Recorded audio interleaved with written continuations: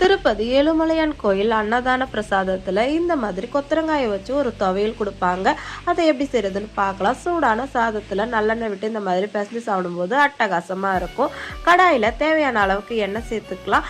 இது கூட ஒரு 2 ஸ்பூன் கடலைப்பருப்பு, 2 ஸ்பூன் உளுத்தம்பருப்பு சேர்த்து நல்லா கோல்டன் ப்ரௌனில் வதக்கிக்கலாம்.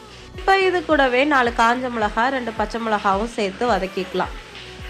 நம்ம இதில் கொத்தரங்காயெல்லாம் சேர்க்குறதால காரம் இவ்வளோ போட்டாலும் பேலன்ஸ் ஆகிடும்.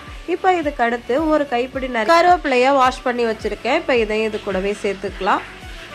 அடுத்ததாக ஒரு 100 கிராம் அளவுக்கு கொத்தரங்காயை சின்னதாக கட் பண்ணி வேக வச்சு எடுத்து வச்சுருக்கேன். இதை பச்சையாகவும் சேர்த்து வதக்கி கொஞ்சம் தண்ணி தெளித்து வேக வச்சுக்கலாம். ஆனாலும் அதோட ராஸ்மல் சில பேருக்கு பிடிக்காது. அதனால் இதை நல்லா வேக வச்சு தண்ணியை வடிச்சிட்டு போட்டோம்னா இன்னுமே நல்லாயிருக்கும். இப்போ கொத்தரங்காயை சேர்த்து நல்லா வதங்கின பிறகு ஒரு 1/4 மூடி அளவுக்கு தேங்காவை சின்ன சின்னதாக கட் பண்ணி வச்சுருக்கேன். இப்போ அதையும் இது கூடவே சேர்த்துக்கலாம். அதுக்கப்புறமா 2 பழுத்த தக்காளியை சின்ன சின்னதாக கட் பண்ணி வச்சுருக்கேன். அதையும் இது கூடவே சேர்த்து எல்லாத்தையும் சேர்த்து நல்லா வதக்கிக்கலாம்.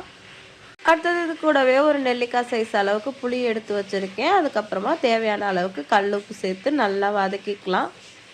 உப்பு சேர்த்தப்புறம் எல்லாமே எண்ணெய் பிரிய நல்லா வதங்கி வந்ததுக்கப்புறமா இது எல்லாத்தையுமே ஒரு மிக்ஸி ஜாரில் சேர்த்து கொஞ்சமாக தண்ணி ஊற்றி நல்லா நைஸாக அரைச்சி எடுத்துக்கலாம். ரொம்ப தண்ணி ஊற்றிடக்கூடாது, அதுக்கப்புறம் சட்னி மாதிரி ஆகிடும். இப்போ நம்ம வதக்கின கடாயிலேயே தேவையான அளவுக்கு எண்ணெய் ஊற்றி கொஞ்சமாக கடுகு போட்டு நம்ம அரைச்ச துவையலை லைட்டாக வதக்கி எடுத்தால் போதும். சூப்பரான திருப்பதி துவையல் ரெடி. நீங்களும் ட்ரை பண்ணி பாருங்கள்.